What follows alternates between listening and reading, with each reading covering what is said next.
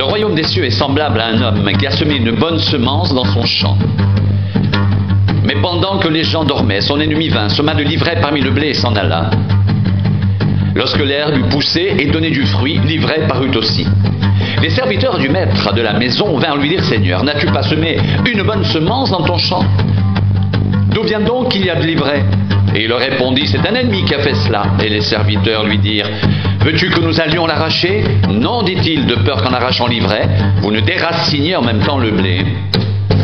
Laissez croître ensemble l'un et l'autre jusqu'à la moisson, et à l'époque de la moisson, je dirai au moissonneur: arrachez d'abord l'ivraie et liez-la en gerbe pour la brûler, mais amassez le blé dans mon grenier.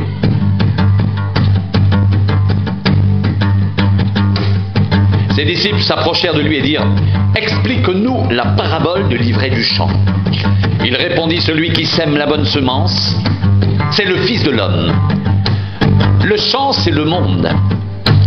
La bonne semence, ce sont les fils du royaume. L'ivraie, ce sont les fils du malin. L'ennemi qui l'a semé, c'est le diable. La moisson, c'est la fin du monde. Les moissonneurs, ce sont les anges.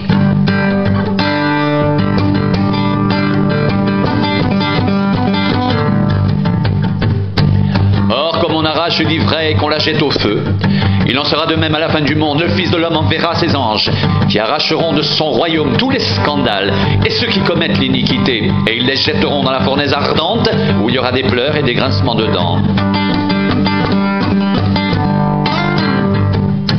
Alors les justes resplendiront comme le soleil dans le royaume de leur Père.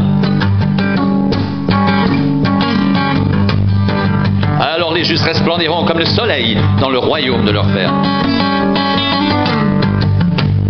Alors les justes resplendiront comme le soleil dans le royaume de leur Père. Que celui qui a des oreilles pour entendre, entende.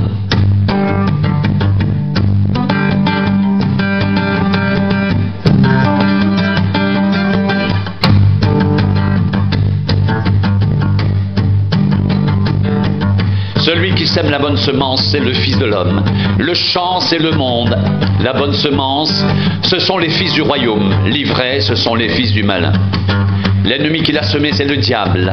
La moisson, c'est la fin du monde. Les moissonneurs, ce sont les anges. Or, comme on arrache l'ivraie et qu'on la jette au feu, il en sera de même à la fin du monde.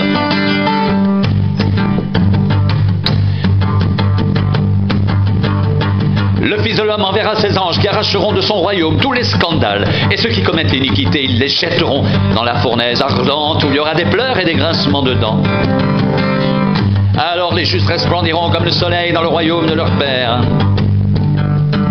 Alors les justes resplendiront comme le soleil dans le royaume de leur Père. Que celui qui a des oreilles pour entendre, entende.